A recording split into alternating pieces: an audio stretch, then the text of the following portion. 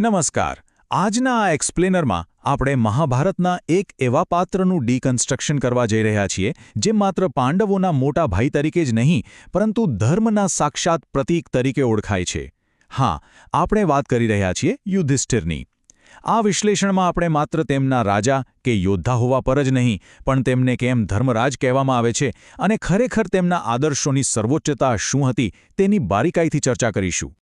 તો આપણી આજની આ સફરને આપણે 5 સરળ ભાગમાં વહેંચી છે.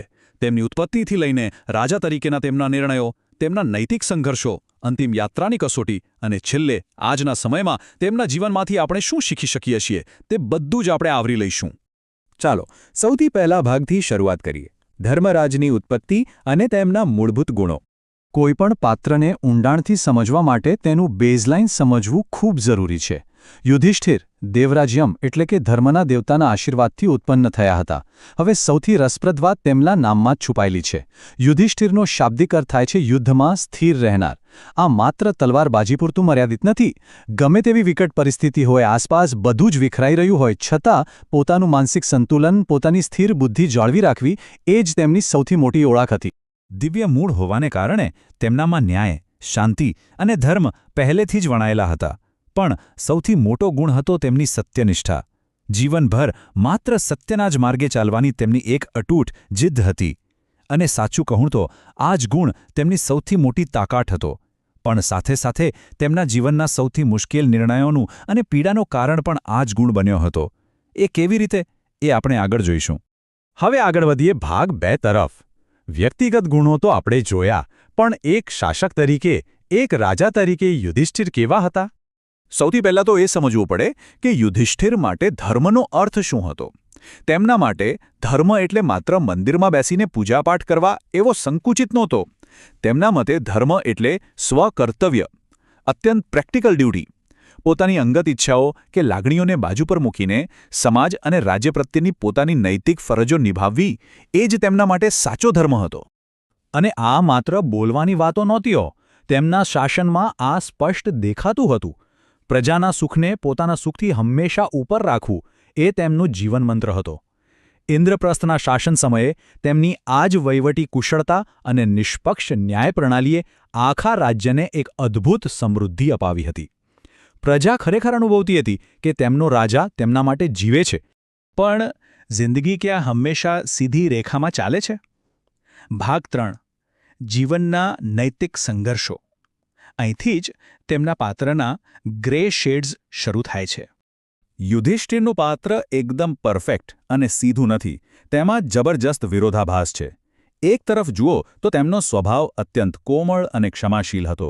દુર્યોધન જેવા શત્રુને પણ માફ કરવાની ભાવના તેમનામાં હતી.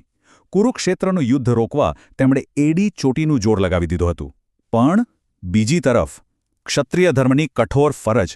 એક ક્ષત્રિય તરીકે કોઈ પડકાર આપે તો પાછી પાની ન થાય. બસ શાંતિ અને ક્ષત્રિય ધર્મ વચ્ચેનો આ ટકરાવ જ તેમના જીવનનો સૌથી મોટો સંઘર્ષ હતો.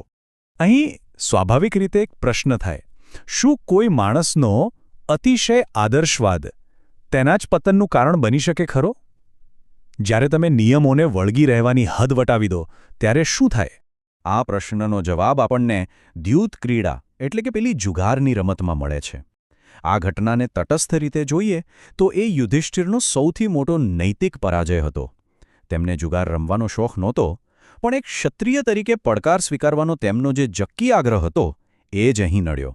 આદર્શવાદમાં તેઓ એટલા અંધ થઈ ગયા કે પ્રેક્ટિકલ સાવચેતી જ ગુમાવી બેઠા. નિયમોનું પાલન કરવું સારું છે, પણ જ્યારે તે આંધળું બની જાય ત્યારે પરિણામ વિનાશક આવે છે. અને પછી આવે છે કુરુક્ષેત્રના યુદ્ધની એ ઐતિહાસિક ક્ષણ. અશ્વત્થામા હતઃ કુંજર. અશ્વત્થામા મરી ગયો છે, હાથી. આ એક જ વાક્યમાં યુધિષ્ઠિરના પાત્રનું સૌથી મોટું માનસિક દબાણ છુપાયેલું છે.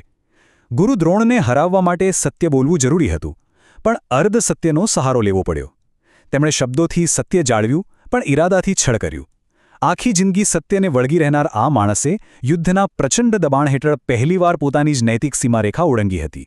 યુદ્ધ પૂરું થયું, સમય વીત્યો અને વાર્તા પહોંચે છે ભાગ 4 પર, મહાપ્રસ્થાનની અંતિમ કસોટી. બધું જ પાછળ છોડીને જ્યારે સ્વર્ગની અંતિમ યાત્રા ચાલી રહી હતી ત્યારે બધા જ સાથ છોડી દે છે. બચે છે માત્ર એક કૂતરો. પણ સ્વર્ગના દ્વાર પર એ કૂતરાને એન્ટ્રી ના મળી ત્યારે યુધિષ્ઠિરે જે કર્યું એ ખરેખર અદ્ભુત હતું. તેમણે સ્પષ્ટ કહી દીધું કે જો આ મૂંગું પ્રાણી અંદર નહીં આવે તો હું પણ નહીં આવું. સ્વર્ગના સુખને ઠોકર મારી દેવી એ સામાન્ય વાત નથી. આ ઘટના સાબિત કરે છે કે તેમનામાં કરુણા અને દરેક જીવ પ્રત્યેની સંવેદનશીલતા કેટલી ઉચ્ચ કક્ષાની હતી. અંતે ભાગ 5.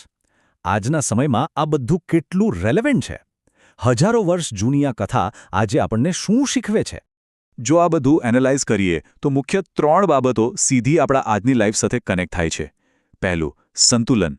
સફળતા મળે કે ભારે નિષ્ફળતા, મગજને કઈ રીતે શાંત રાખવું એ શીખવા જેવું છે.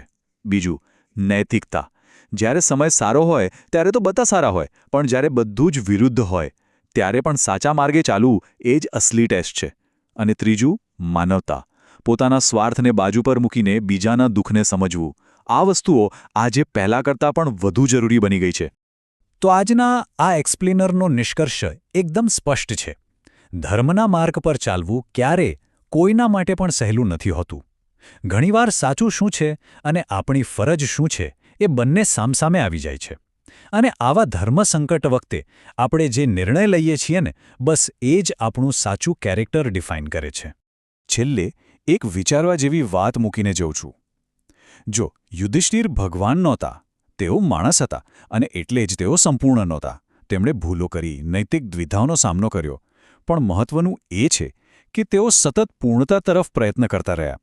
જો ધર્મરાજ પણ આવી રીતે ભટકી શકે છે અને પાછા પોતાના માર્ગે આવી શકે છે, તો આપણે કેમ આપણી ખામીઓ સ્વીકારીને નિસ્વાર્થ ભાવે આપણા કર્તવ્યના માર્ગ પર આગળ ના વધી શકીએ? આ જ સતત પ્રયાસ આપણને સાચી શાંતિ અપાવી શકે છે. આજના આ ડીપ ડાઇવમાં જોડાવા બદલ ખૂબ ખૂબ આભાર.